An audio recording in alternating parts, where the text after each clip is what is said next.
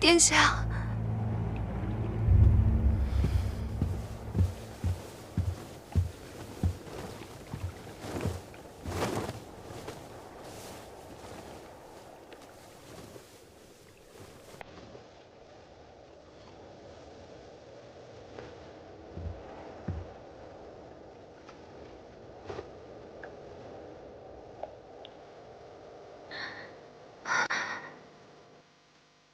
殿下，臣方才不知怎么惹得忍大人生气，对我出剑。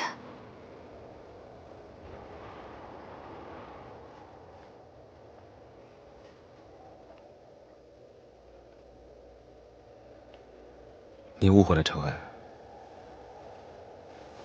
我深知任安乐的为人，他不会随意出手伤人。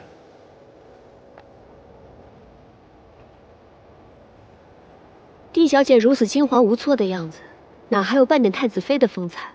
既然不行的话，就早日打道回府吧。任安乐，帝承恩是我等了10年的太子妃，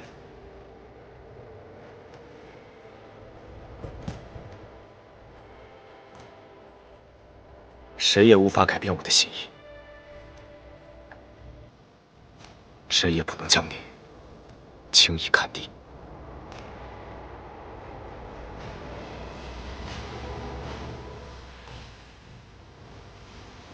起立，站着。是。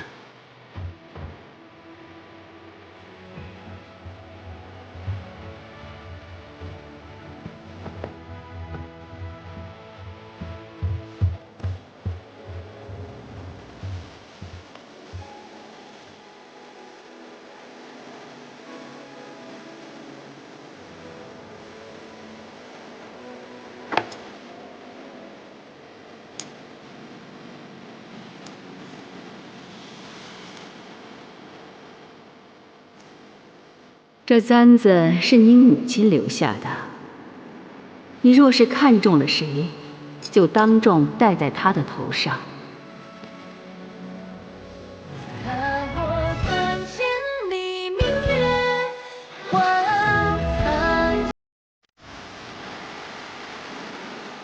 你是大晋太子，那我救了你，岂不是挣了个太子妃之位？我已有婚约，你非他不娶。 非他不娶。你不同意我见过的任何一名女子，你和子渊一样，都不会违背自己的心意婚约。如果不是安乐如此贴心的话，太子殿下如何会忘了等了10年的弟子缘，移情于安乐呢？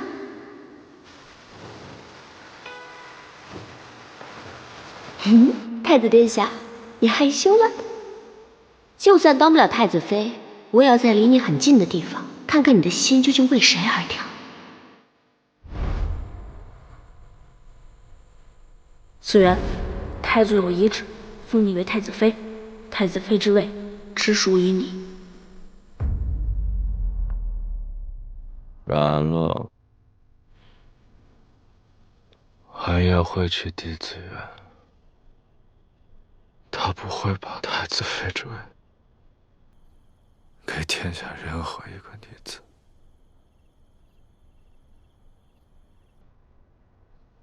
哪怕她对别人动了心。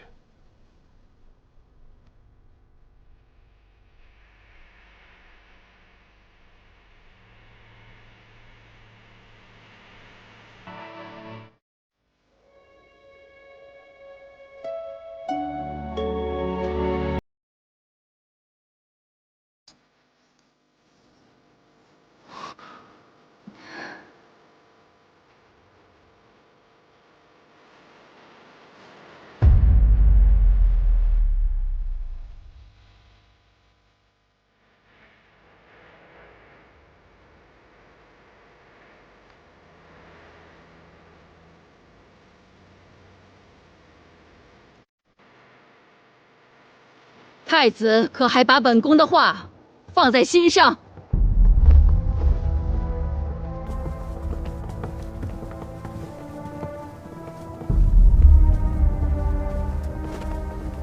参见陛下，皇祖太后娘娘。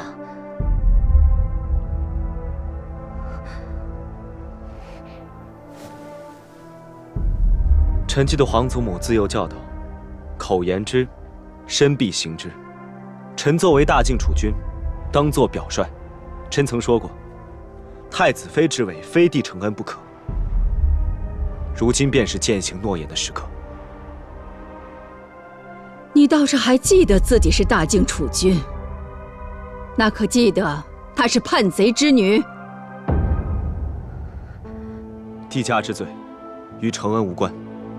更何况他已经在岱山上被囚禁了10年，如今又遵循圣意改名承恩，皇祖母无论如何都不应该因当年之事迁怒于他。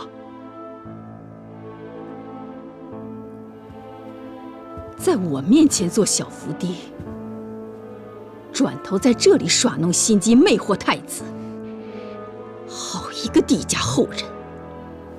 皇帝，还不快下令将这个狐媚赶出太子府！将太子妃之位许给承恩是我的意愿，也是先皇的遗诏。不知皇祖母为何要一直反对？竟然为了维护一个罪臣的后人，搬出先皇来诛哀家的心！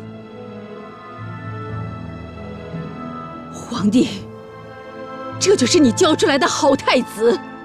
母后，您先消消气。朕听说帝承恩在岱山上时，每日抄写佛经，为你我祈福，而且入京后也算是乖顺恭敬，或许并不似您想的那。皇帝，难道你也将旧时忘得一干二净，被这个帝家女的花言巧语给蛊惑了吗？朕只是觉得太子大了，在丽妃这件事情上，他有他自己的想法，我们作为长辈，不应当过多干涉。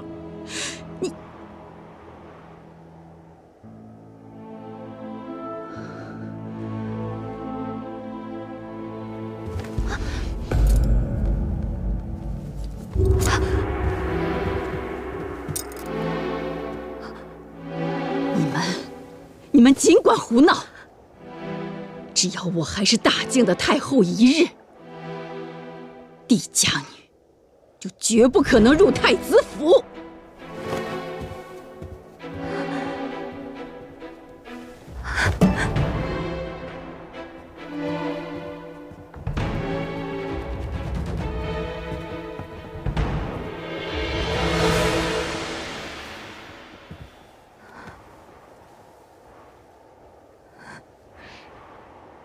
不管今夜有没有结果，这场宴席都是为你而设。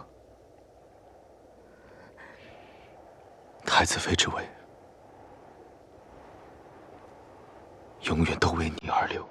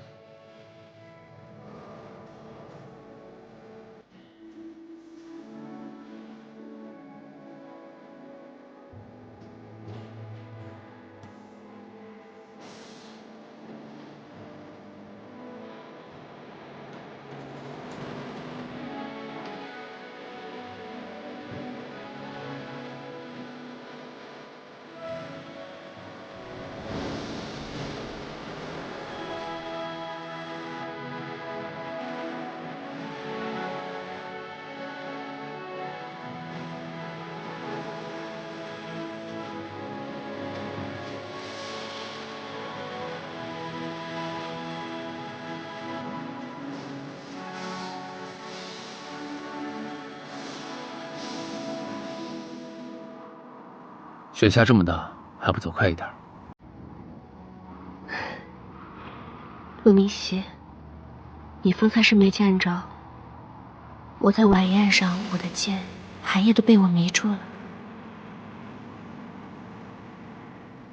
你现在哪里还有大理寺卿的气势？那可不是，我方才为难帝承恩的时候，气势非常足。所有人都被我给唬住了。我知道，你做任何事我从来都不担心。但是我问心有愧。对寒夜还是帝承恩？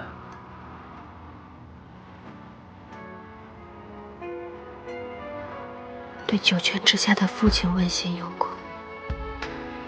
韩烨拿出簪子那一刻，我竟还期待着他会将簪子别在我的发间。我到底在想什么呀？那可是韩家的簪子。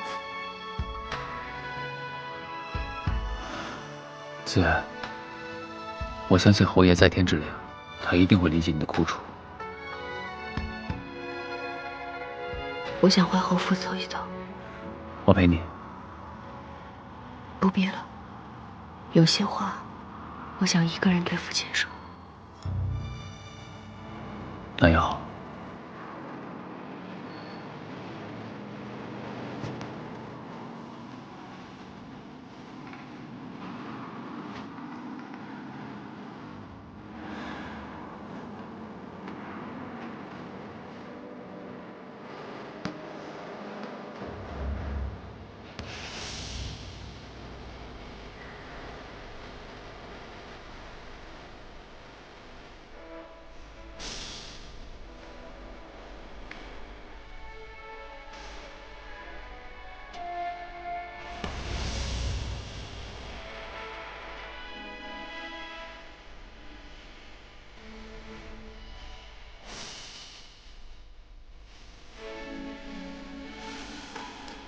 能被你看，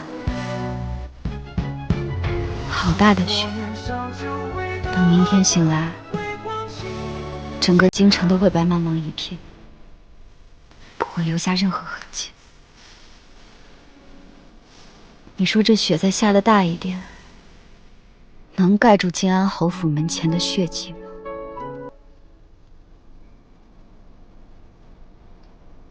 属下只知道，这雪要是再下去，将军就该病了。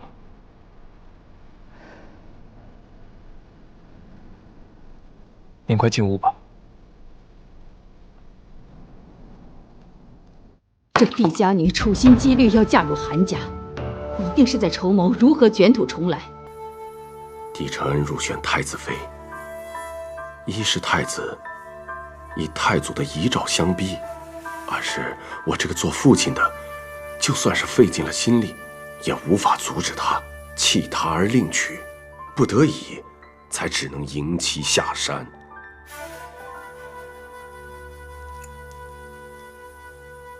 但是母亲您放心，倘若他别有用心，我就借这个机会，让帝家彻底断后。不过，若他诚心归顺，他对我们来说大有好处。当年帝永宁畏罪自尽，无法亲口向天下众人承认帝家的狼子野心，直到如今，帝家谋逆之事也无法完全堵住悠悠众口，所以儿子才将帝家孤女送往岱山，就是想让她彻底臣服于朕，让帝家彻底臣服于朕。帝承恩入主太子妃之位，对于太子来说是先帝遗训、君子之诺，但是对于儿子来说，那是驯服帝家的筹码，是秘而不宣的缘由。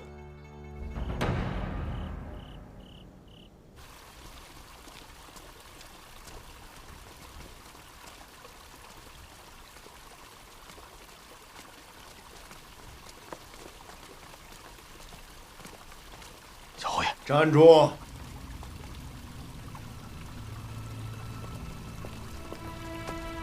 侯爷，你知不知道我费了多大的劲儿，才把你从流放西北换成了江南？你偷回来做什么？说呀！你是不是又闯祸了？没有，我真的没有，我就是想爹了。少来这一套！现在不说，东窗事发，没人救你。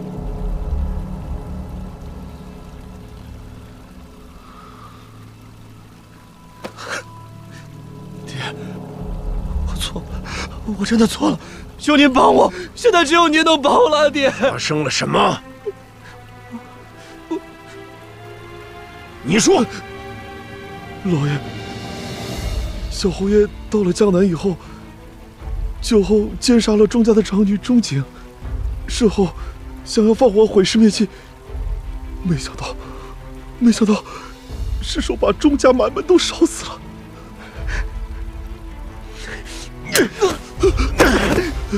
爹，求求你救救我！你救救我！我只是喝醉了，一时糊涂啊！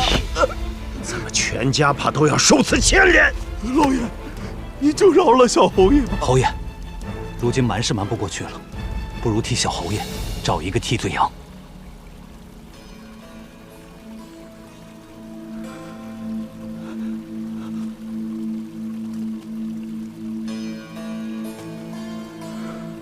查明钟家情况，以便见机行事。是。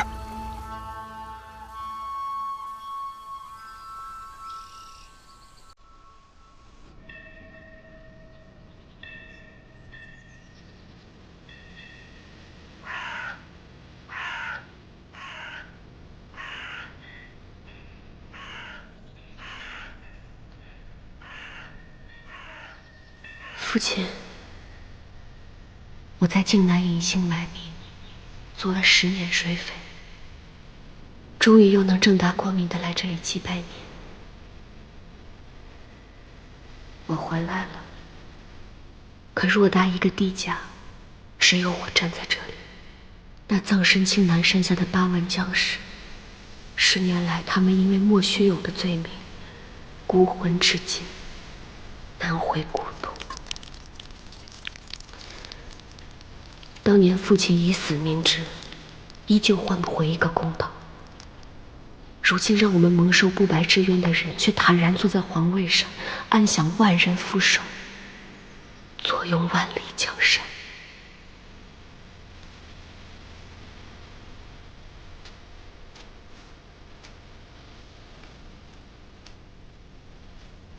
父亲，我定会还帝家一个清白。定会让韩家亲口在全天下人面前认错，让8万将士有安魂之地。女儿心如磐石，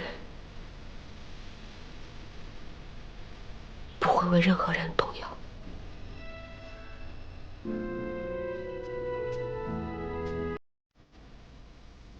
安乐。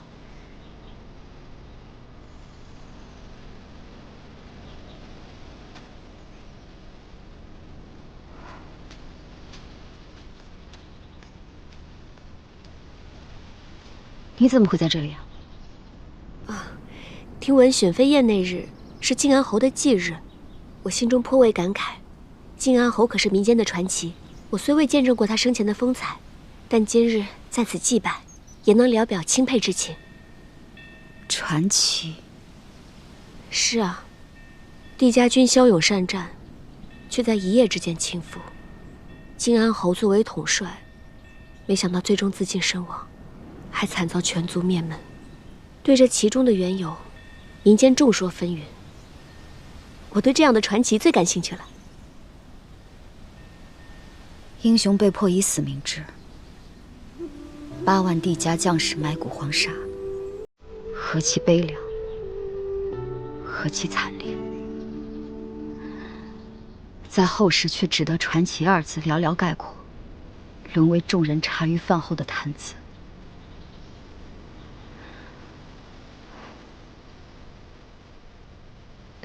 安宁，我对这其中的隐情好像了解的不是很清楚。不过既然你们都记得靖安侯，那他就没有真正的死去。不打扰你缅怀旧人了，我先走了，改日一起喝酒。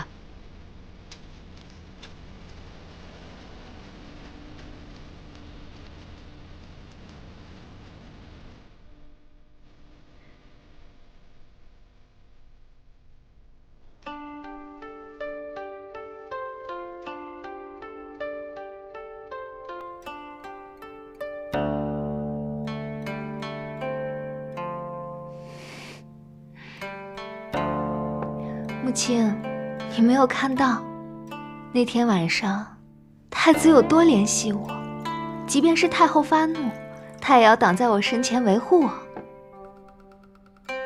既然现在有太子殿下的保护，那你大可不必像以前一样谨小慎微，也是时候到靖安侯府走一趟了。我不去。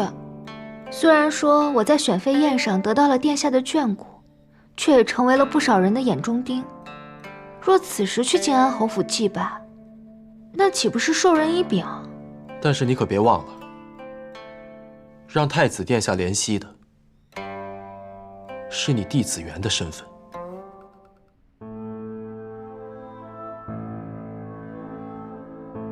可是让太后和陛下所忌讳的，也是我弟子元的身份。若我现在去靖安侯府祭拜，一定会惹怒他们的。母亲，你没有看到昨晚太后的眼神有多可怕？若不是殿下挡在我面前，她怕是要当场杀了我。可殿下还说会在侯府等着你，你若不去的话，怕是会露出破绽。我不去。在太子眼中，我不过是为了自保，他会对我更为愧疚怜惜。既然不去利大于弊，我为什么要去？我只是担心殿下会起疑。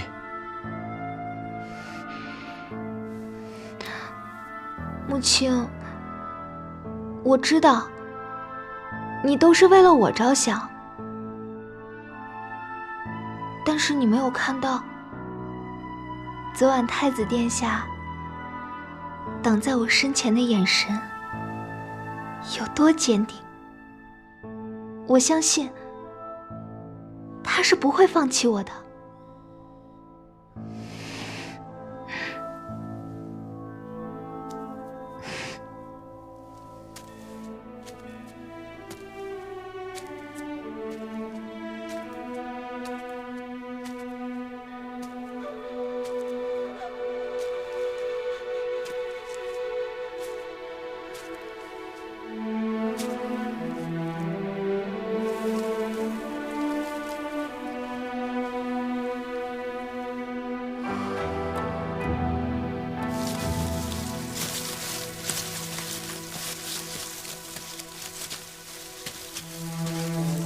太子哥哥，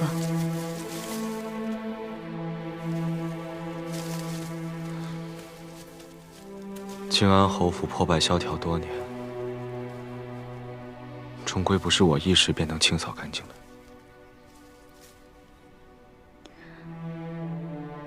子元没有和哥哥一起来吗？他应该是因为生病未愈，所以才无法前来吧。哥哥何必自欺欺人？你我都知道，他是明哲保身，为了坐稳太子妃之位才不来。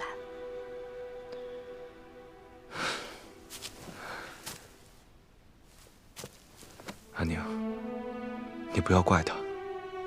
皇祖母之前如此对他，他不来也是人之常情。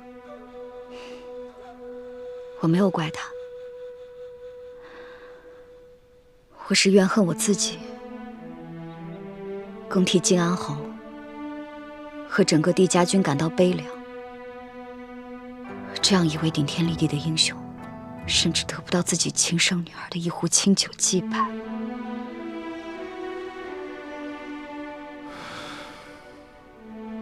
靖安侯和帝家军一样，都曾为我大靖浴血奋战，都是顶天立地的英雄。不过10年前的旧事，终归是因为帝家谋逆。安宁，你当年何其年幼，又何其无辜，这份愧疚，不应该由你来承担。我一点都不无辜，最无辜的是子元。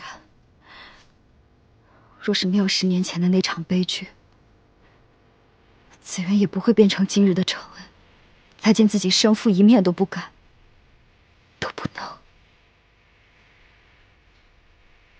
哥哥，是韩家一手毁了子元，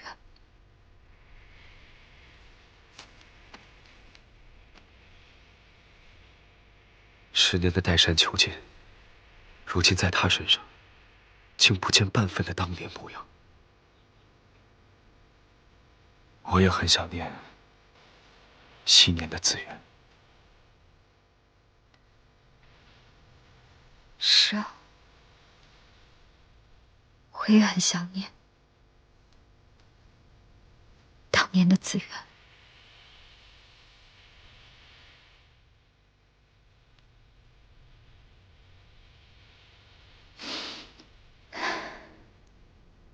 不过紫渊没来，我方才碰到了另一个人。骆明熙也来了。是安乐。你可知我看到安乐的时候在想什么？我在想，若是当年紫渊没有被送上岱山，他如今会不会也活得这般恣意坦荡，潇洒行走于天地间？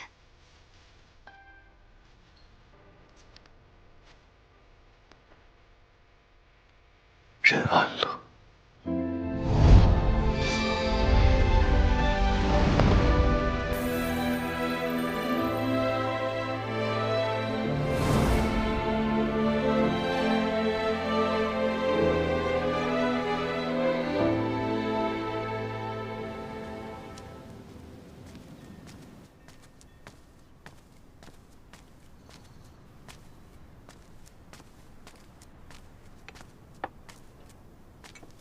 击败回来，思绪可有平静些？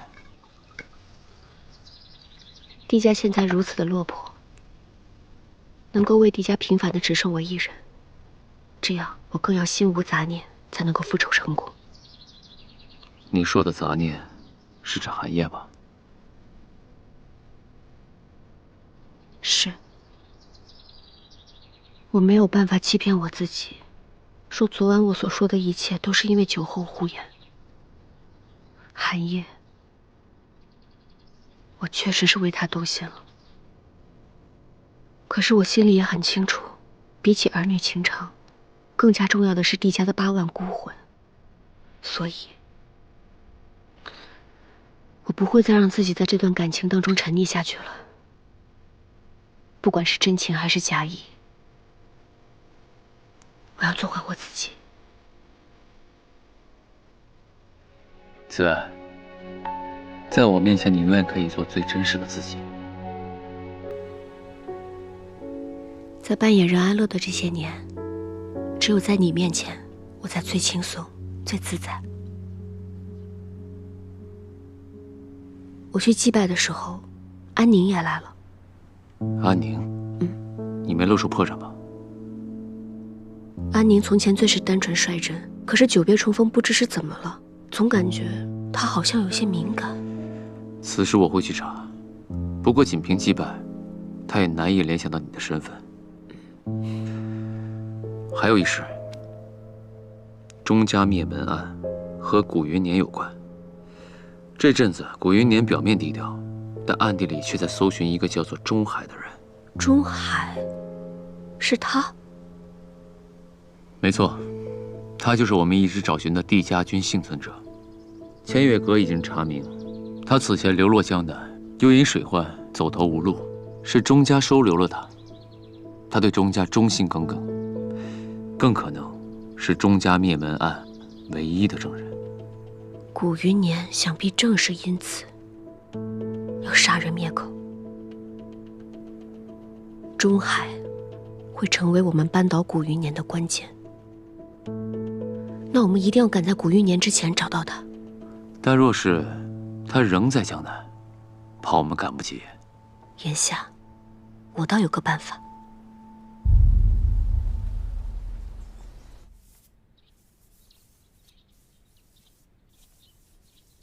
太子殿下，请。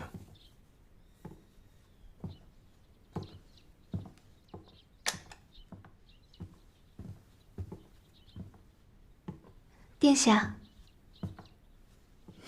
脸色不错，看起来身子都恢复了。小小风寒，有劳殿下挂念了。今早起来便无碍了。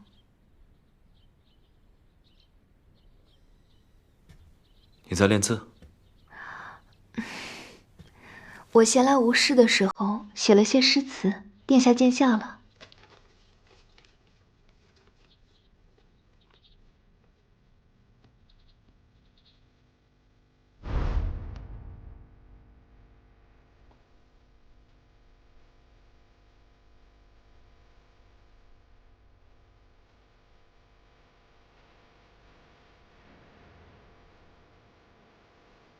他的字还和小时候一样。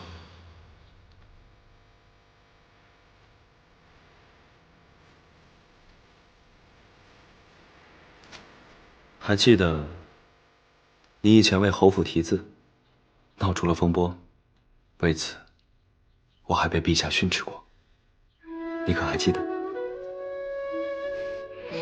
那时我只有8岁，许多事情已经记不太清楚了。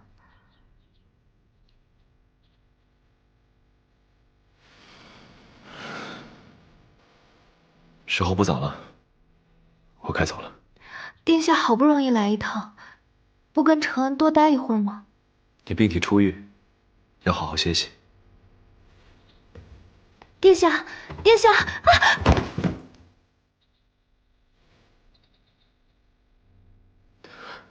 你没事吧？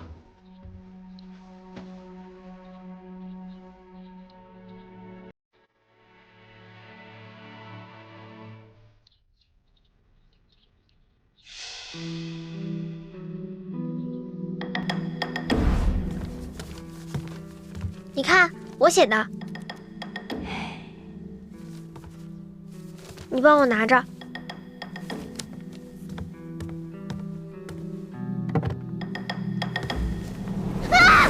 哎，子源，来，快让我看看。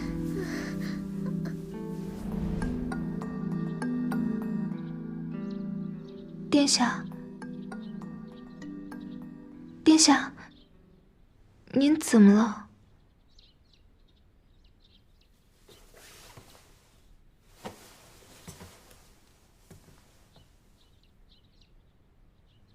殿下，我没事，想起来我还有些公事要处理，改日再来看你。殿下是不是心仪任大人？若殿下觉得有负于任大人，将来可以迎他入太子府。你想多了。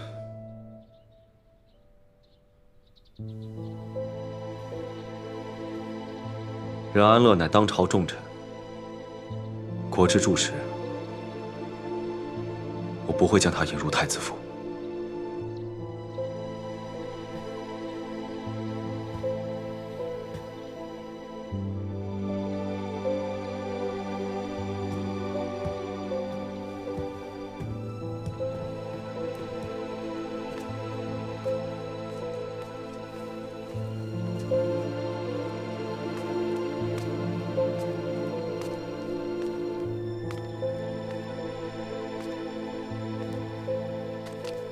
殿下，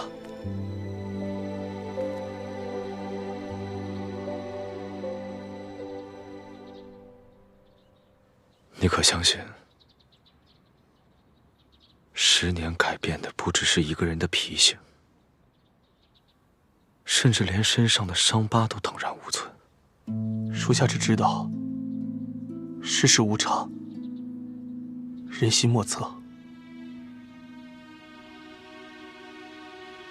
你立刻派人去调查，岱山上这10年到底发生了什么？是。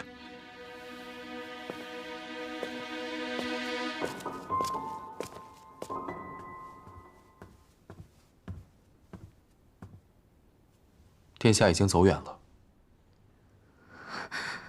母亲，我刚才是不是露出什么破绽了？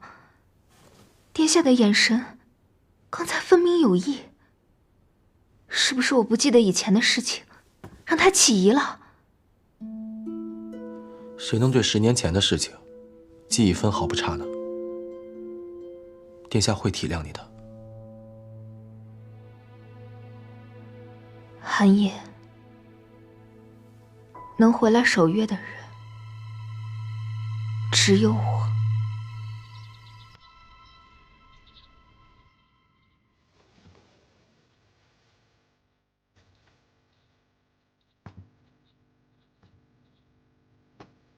晋安侯戎马一生，可短短10年，却已无人记得。我怕我离开西北太久了，也会和他们一样，渐渐的遗忘。可是英雄，即便是死了，他们还是英雄。属下会跟将军一样，永远记住他们。只要我们不忘记，他们便不算真正的死去。你竟和安乐说了一样的话。你相信帝家没有叛国？他们是清白的吗？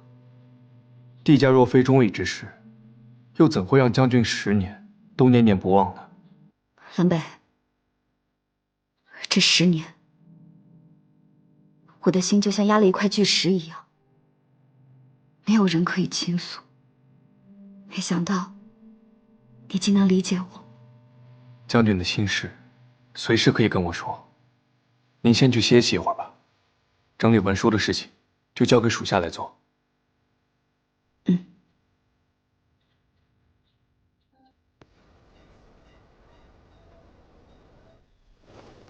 早上才见过，现在又把我叫过来，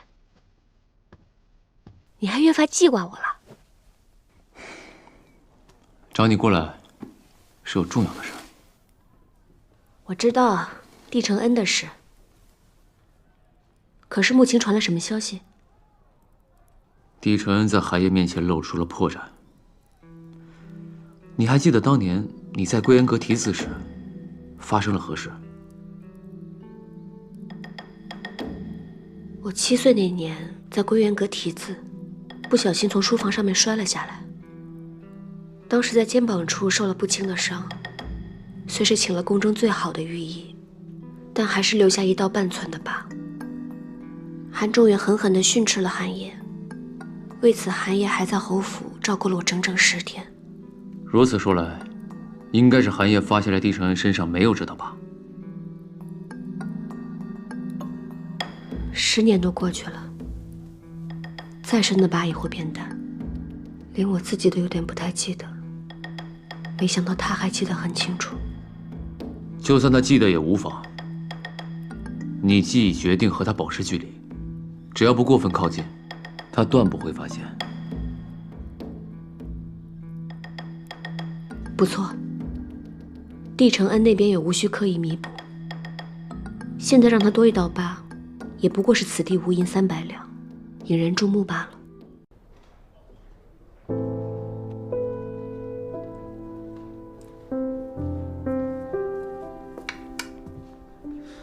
殿下若想对弈，换我便是，何必自己为难自己啊？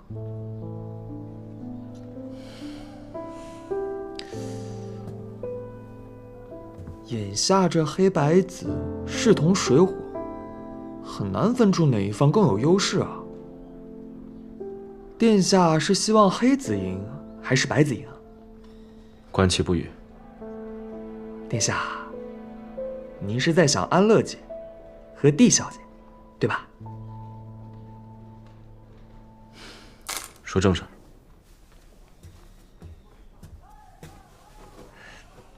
殿下，你可还记得太子妃宴会上那个迟迟未到的钟景吗？前几日钟家起火，钟氏上下10几口人尽数葬身于火海。怎会如此？世事难料，听闻是一名叫做钟海的家仆纵的火，近日抓捕钟海的告示都快马加鞭一层层发到县里去了。江南多雨，如今正值寒冬，这火起的诡异，或许另有隐情。是什么人一口咬定是他？帝承恩的破绽，便由我们尽力帮他掩护。他为我受了10年囚禁的苦，又生生吞下了被太后为难的屈辱。他想要的富贵，我应当帮他争取到才是。旁人做的决定，何须你来负责？他也不过是一个身世孤苦的可怜人，我不能因为自己的复仇计划就牺牲掉别人的一生。眼下最要紧的便是要找到钟海，否则帝承恩一旦暴露，我们之前的一切准备就付诸东流了。你放心，你这一步棋，应该很快就可以奏效了。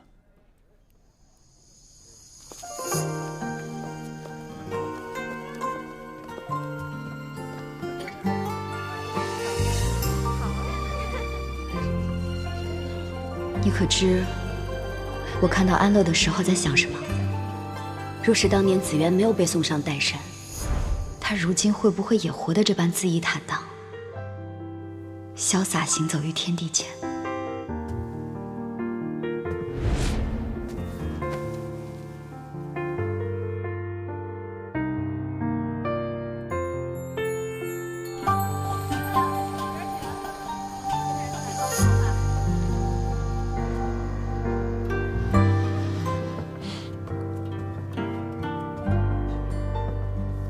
骆大人，钟海之事就拜托你了。放心吧，交给我。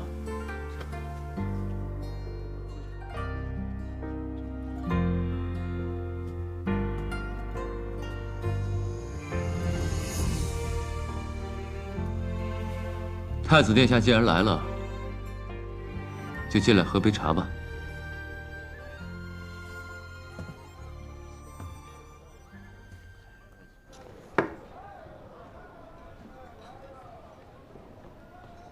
这暖炉显然不是为我而备的。太子殿下前呼后拥，何须臣为你准备这些？你与任安乐都知晓钟海之事，私下商量，为何不告知我？太子殿下贵人事多，我与任大人身为臣子，当然要为殿下分忧啊。可既是讨论公务，为何不在大理寺，就来凌香楼见面？我查的此事与钟义侯有关，钟家的幸存者钟义侯也在追捕，我倒要问问太子殿下，你如此咄咄逼人，到底是为了钟家的事儿，还是为了任安乐与我私下见面之事？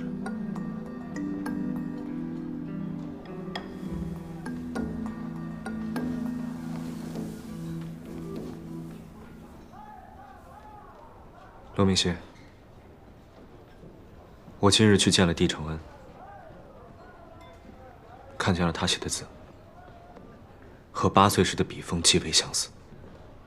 他的字张扬锋利，字如其人，想必殿下应该比我更熟悉。可是，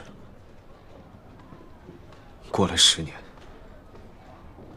早已成人的紫渊为何还会是幼时比例，毫无前兆？我想是因为这10年岱山孤苦，他也无心练字吧。他的字与昔年无异，为何脾性却完全不一样？甚至殿下，臣要提醒您，无论您在怀疑什么，凡俗之情离皇家总是最远。你该时刻记得，到底该守护谁，该放下谁。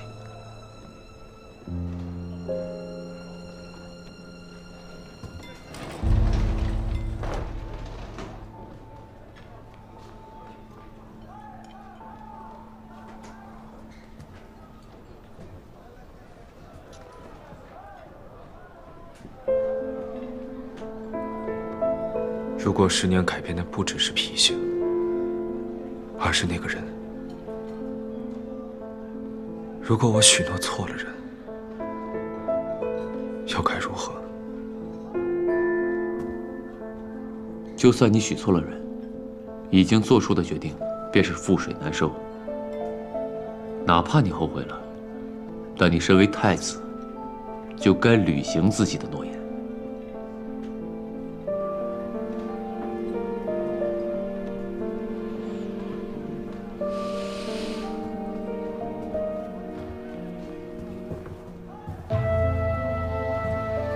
时不待我，必须让安宁尽快说出当年的真相。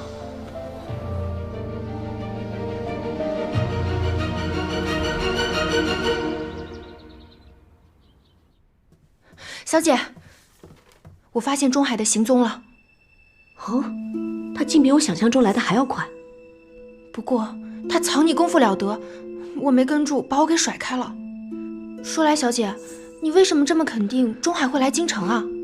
你明明让骆大人往各乡县张贴了抓捕榜文，我本以为他会吓得躲在山窝窝里呢。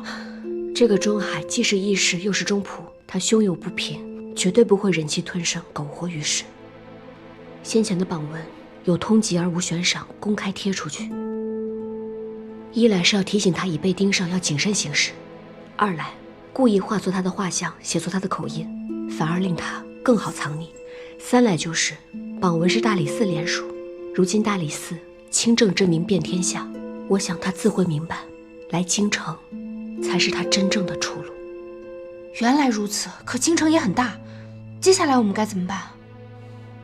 他一路颠沛流离，此时必然会混在最落魄的街巷中隐蔽行踪。接下来院叔你一定要多加留意。是。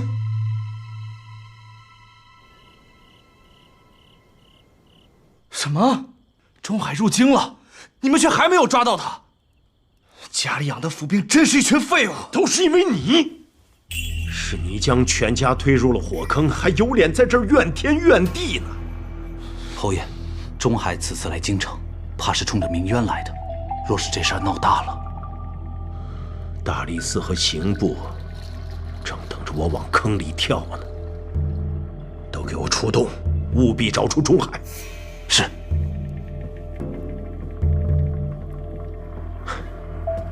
一天抓不到钟海，便有可能东窗事发。过了年，你给我离开这个家！哎，爹，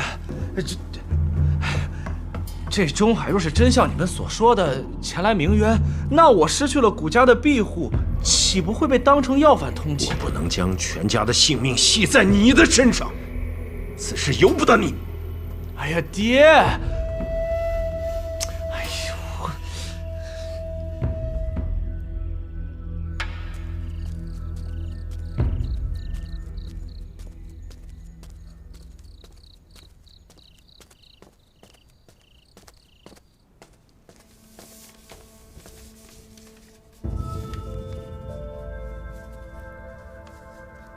母亲，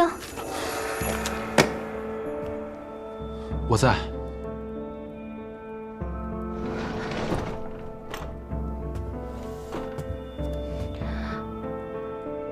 我要沐浴了，你去帮我准备热水吧。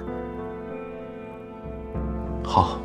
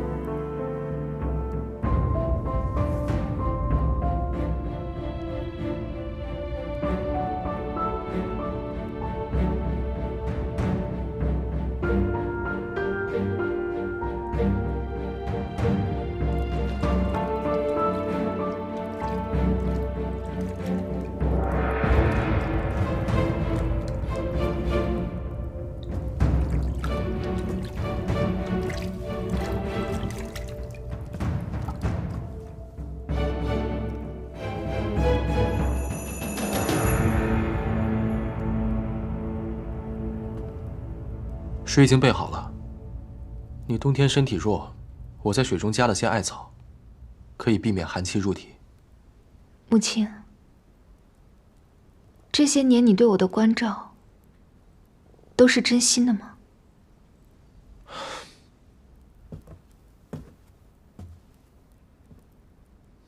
我一直陪在你的身边，对你的心意是真是假，你心里自有定论。我只相信我看到的。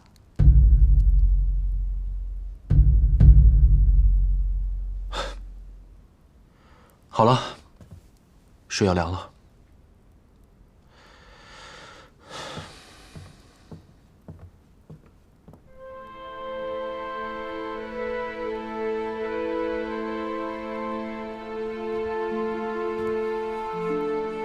据说我生病了，不是还有你照顾我吗？但这选妃宴一旦踏了进去，便是凶多吉少。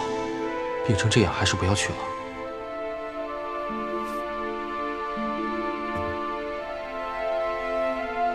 母亲，你会一直站在我身后的，对吗？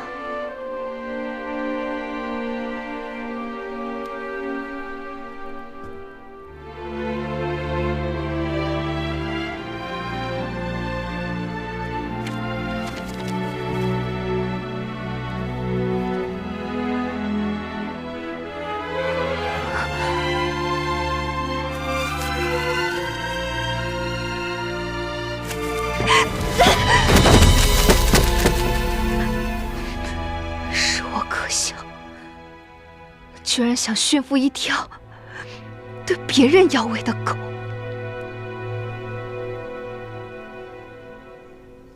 看看自己打的椅子。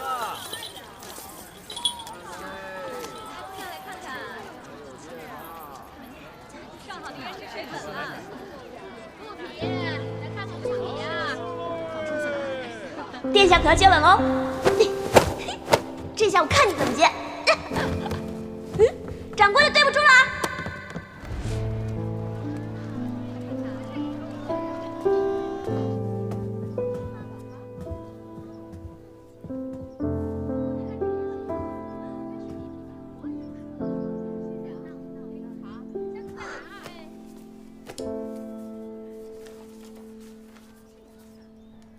殿下，这本书我要了。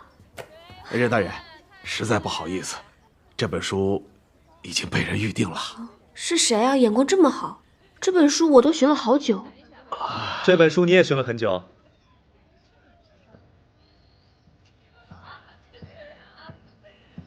以前紫渊练剑总比不过我，他听闻只要得到这本书，便能所向披靡，于是日日吵着靖安侯给他寻来。我为了讨他开心，这本剑谱我寻了10年。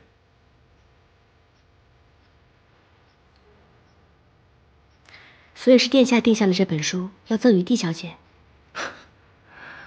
后来经人证实，这本剑谱里不过是一些华而不实的招数。10年过去了，江湖传闻早已面目全非，而紫渊也变得不再那么喜欢西剑。我买下此书，不过是为了给自己添一份念想。殿下10年惦念，能够寻得弟子缘，安乐也为殿下高兴。所以，你可是又要与我争抢这本书？这次我可不会手下留情，让你横刀夺爱。殿下不必手下留情，我是臣子，你是君，哪有臣子与君相争的道理？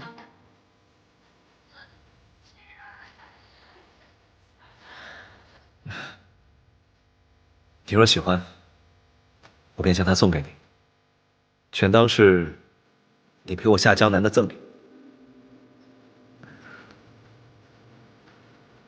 臣陪殿下下江南，乃是我身为大理寺卿的职责所在，殿下不必内心有所亏欠。但既是殿下所赠之物，我不得不收。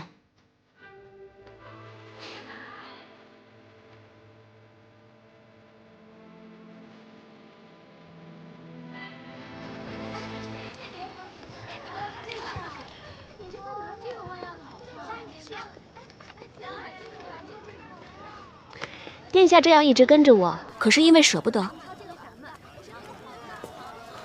殿下既然都已经许下诺言，就不该反悔才是。那是自然。既然殿下送了我一本书，那我也应该回赠一本，以表心意。小姐，买一本吗？就这本吧。喏。好。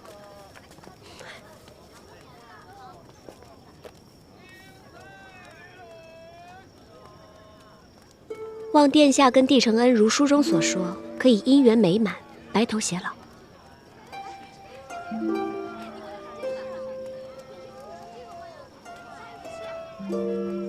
冉安乐，你真的很像我的一位故人。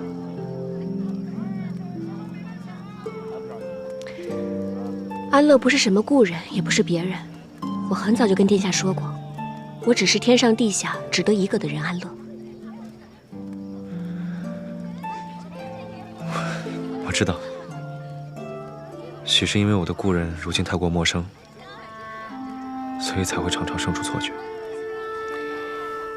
世上本无事，庸人自扰之。我已经决定以后在殿下面前不再做这个庸人，而且太子妃之位我已经不在乎了，望殿下可以不要怀悼过去。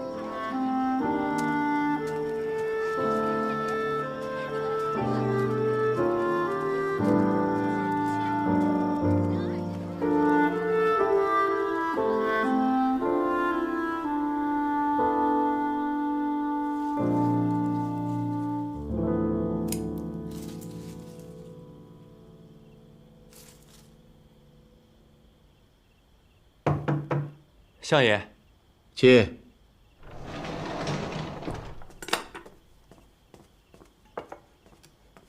相爷，帝小姐在门前放了一把红伞。哦，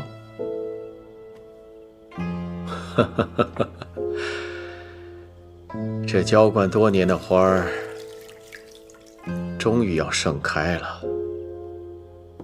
希望这帝家的后人没有让我失望。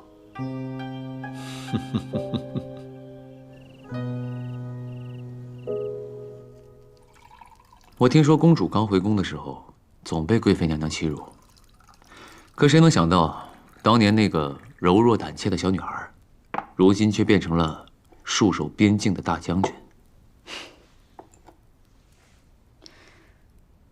我母妃早亡，幼年无人照拂，宫里人大多趋炎附势。贵妃横行霸道，却无人敢为我出头。直到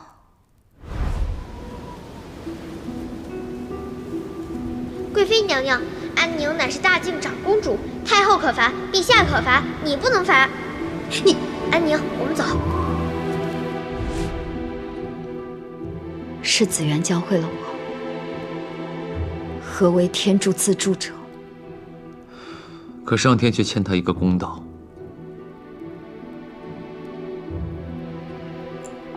帝家宗祠，那些暗红带血的地砖，历经10年都未被清洗干净。帝家132口人，只剩紫渊一人了。是韩家毁了他的一生，是我对不住他。不过还好，他现在稳坐太子妃之位，也算是苦尽甘来。可我不明白的是，公主为何强烈反对他入宫？难道你是知道宫里有人要害他？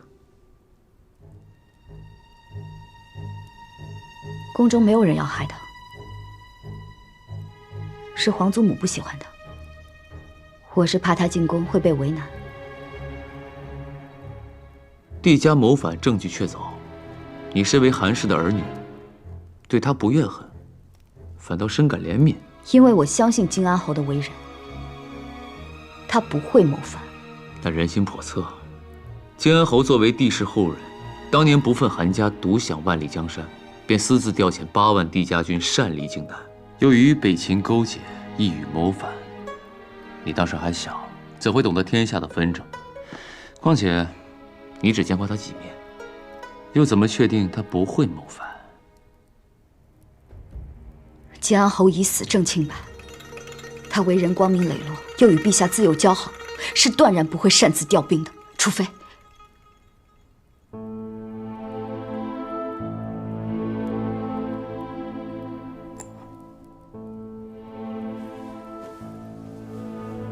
公主可知道，当年帝家8万将士是如何被坑杀的吗？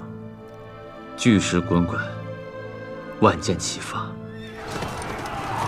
那些将士还来不及呼喊，变成了模糊的血肉。青南山下漫漫黄沙，千里之内全部都被染上了红色。你能想象那画面有多么的惨烈？够了，别说了。公主辗转难眠之时，耳边可会响起那首安魂曲，眼前可会浮现那8万将士被残杀的画面。部长，你别说了。将军，你没事吧？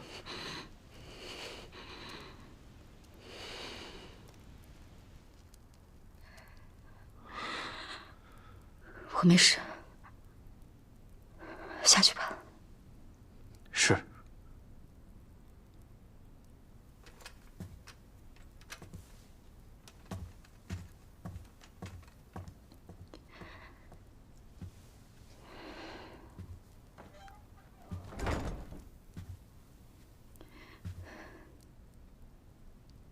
建安侯之所以调兵，是因为收到了一封与陛下自己相仿的密信。那封信是谁寄的？公主，我相信你跟我一样，都不希望紫渊出事。可如今只有你能救他，还陛下一个清白。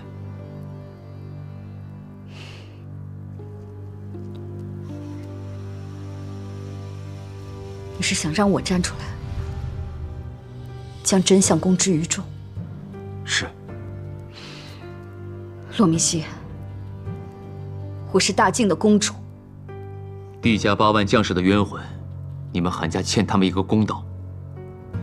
难道你希望紫渊跟你的老奴娘洗一般，不知何年何月，莫名其妙的就在宫中变成了一具冰冷的尸体？够了！我会保护他。公主啊，现在够了！冷北，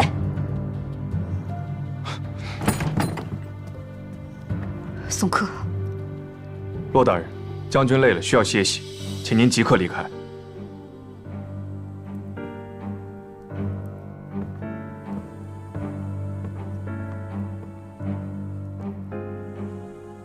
公主，刚才我说的话，希望你认真考虑一下。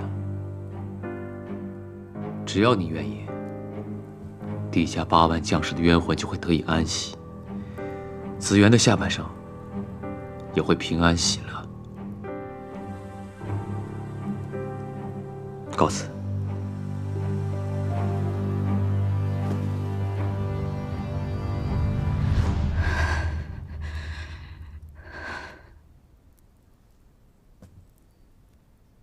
这冬天冷的，就像帝家罹难那天。我想回西北了，畅快杀敌，战死疆场，总好过这里的人心叵测。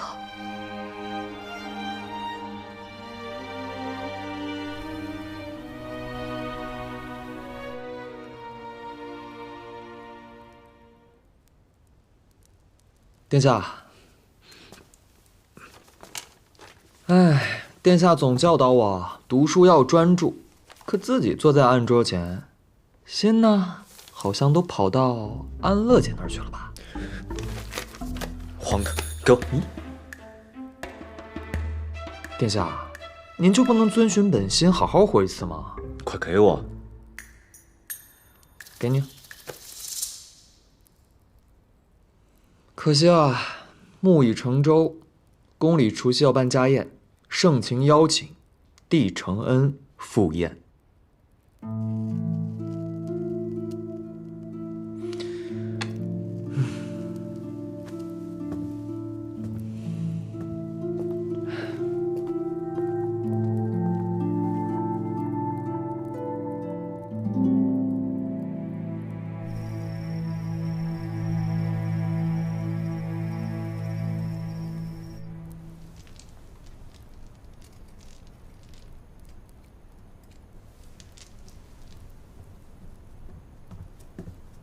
太后娘娘，今年除夕夜的家宴名单定下来了。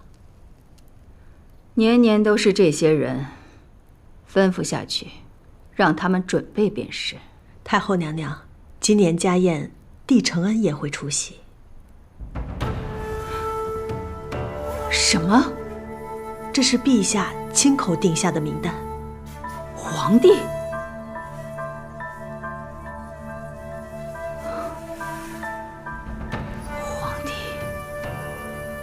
无论你如何谋划，哀家都可以配合。唯独这件事，你触碰了哀家的底线。韩家的家业，绝不可以出现帝家人。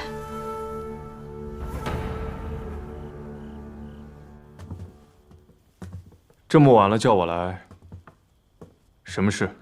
属下想问问，殿下的计划进行的如何了？我已拿到情报，你的帝承恩说来怎么样了？帝承恩已有意向与我们结盟，只是要帮他坐稳太子妃之位，还需要殿下助力呀。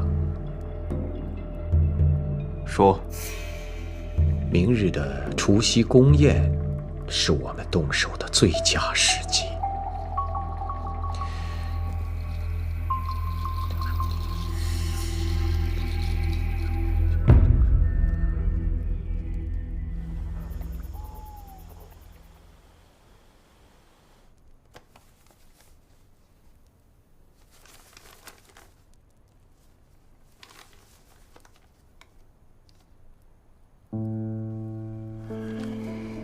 这太子一意孤行，太后要对帝承恩赶尽杀绝了。可这宴会毕竟是在宫中，我们的人不好出手。但帝承恩不能出事，救自然不能由我们的人来救。既然公主不肯说出真相，那我们就逼她一把。这个消息让安宁知道。是。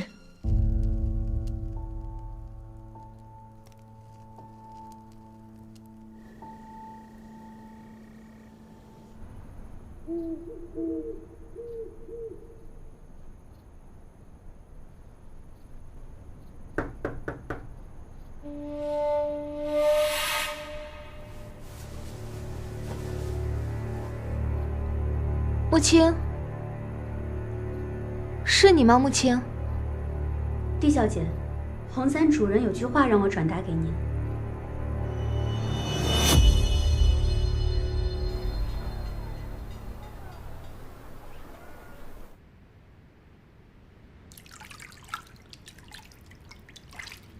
水温刚刚好，穆青，多谢你了。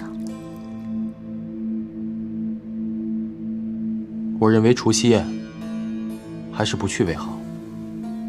我自己的事情，我心里有数。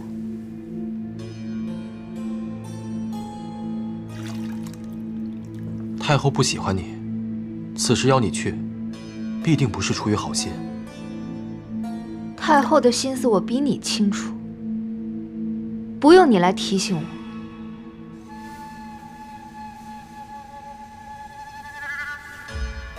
我要沐浴了。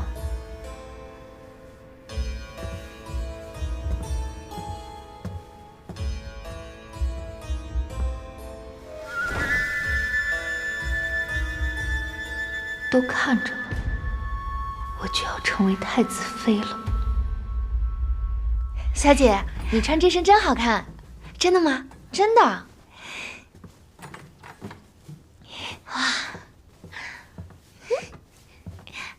好了，哥哥，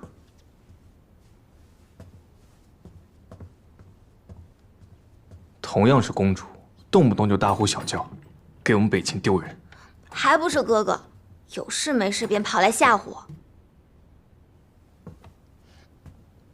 是，我胆小，我怕事，我当然是比不上哥哥守护的安宁公主啦。啊！今天晚上的宫宴不许去。为什么？我都已经不想当太子妃了，难道我去凑个热闹也不行吗？你可是答应过哥哥，会听我的话的。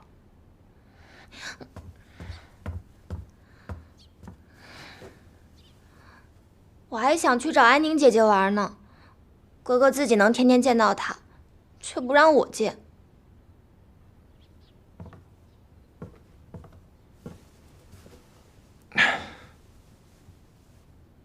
你知道吗？很多事情不像你想的那么简单。这看似好玩的宫宴，可能却危机四伏。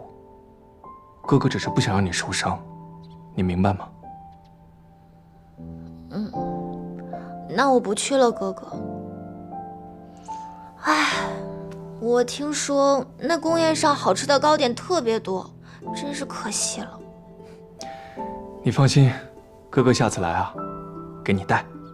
哥哥，你在安宁公主身边，虽然相处的和睦，但有危险的时候，你一定要好好照顾好自己。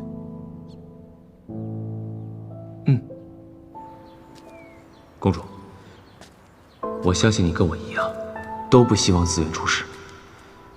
可如今只有你能救她，还殿下一个清白。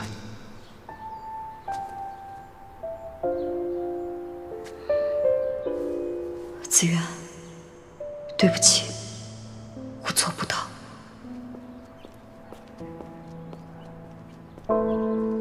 公主，热水已经准备好了。我知道了。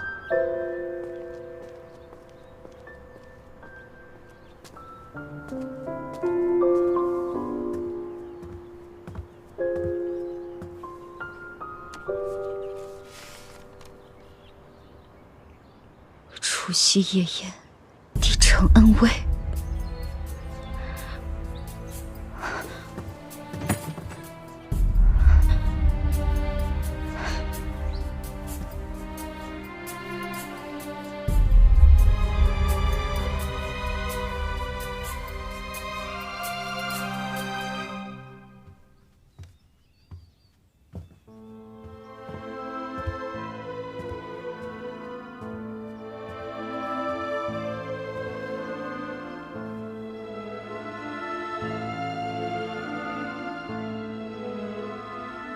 你今天真漂亮。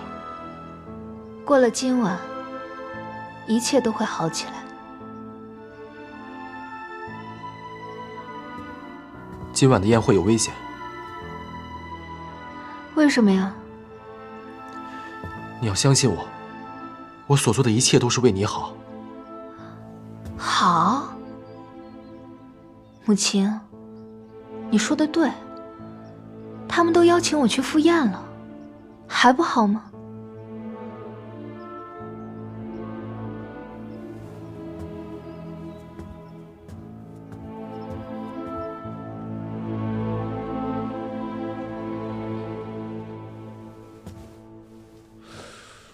钟义侯在找钟海，是，已经找了许久了，据说跟他府上的公子有关。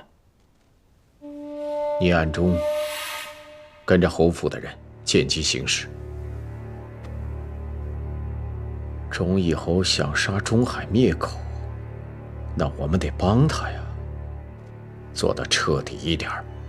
是，相爷英明。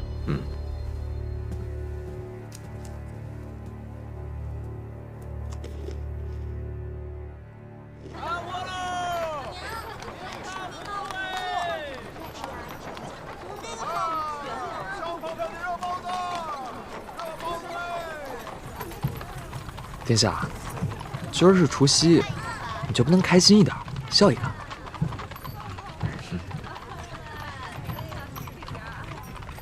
你这笑，还不如不笑。你是不是怕今日在宫宴上，帝小姐会被人刁难？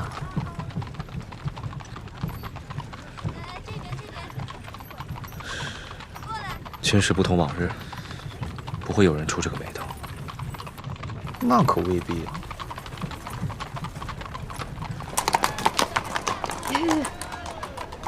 太子哥哥，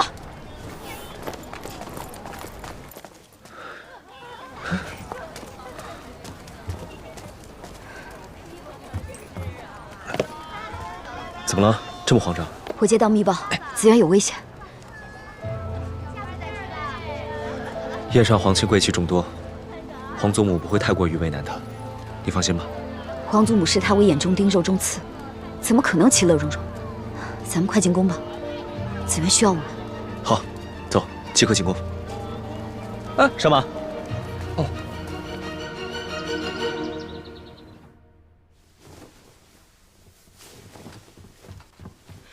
小姐，我找到钟海了。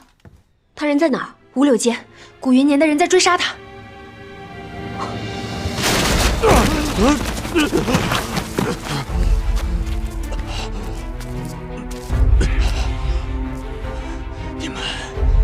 你们到底是何人？上！让开！撤！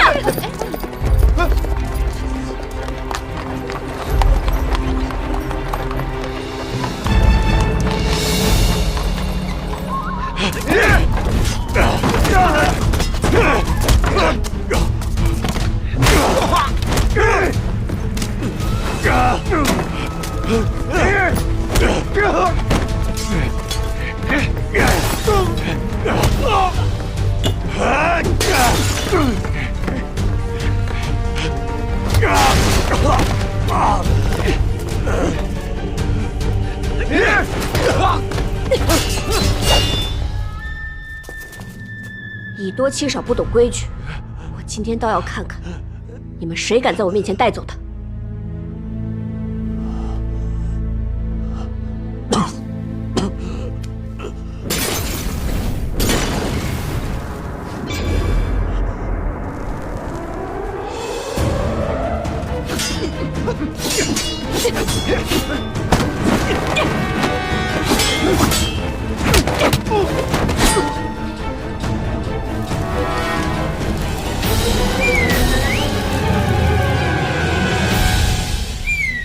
走走。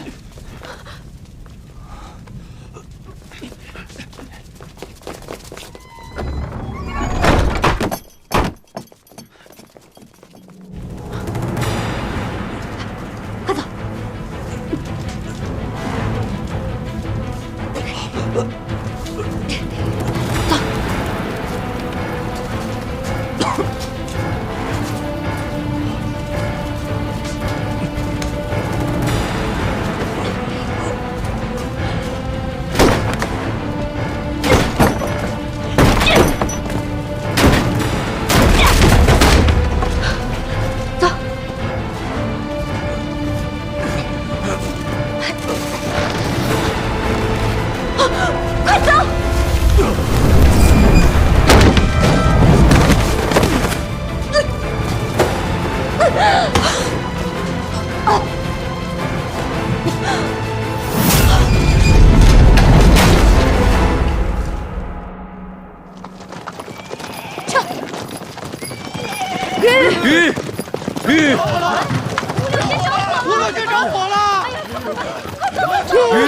哥，工业快开始了，走啊！撤！这是太平了！撤！夫人大人刚才冲进去了！真的假的？怎会如此？有那么大的火？如此危险，他怎可独自贸然前去？不要命了吗？安宁，你先入宫。殿下，注意安全，一定要救出安乐。现在只有我能救子元了。撤！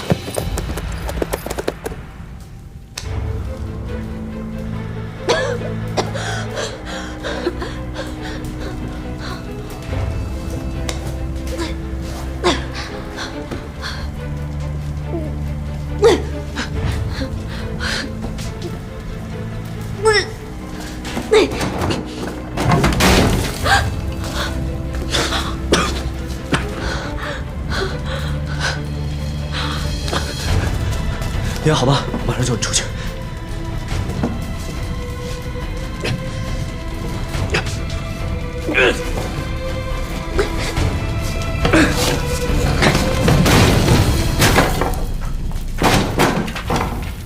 出不去了，我们被困住了。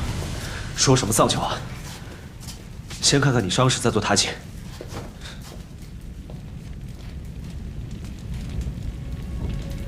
我的伤势可比火势小。你怎么还有心情说笑？你的心和身体都不是肉长的吗？这不是有太子殿下挡着吗？若我晚来一步，你可怎么办？你究竟要让人操多少心才肯罢休？殿下若是不想操心，不来便是。反正我也不过是区区一个臣子。不是区区臣子。于我而言，你是天上地下独一个的任安乐。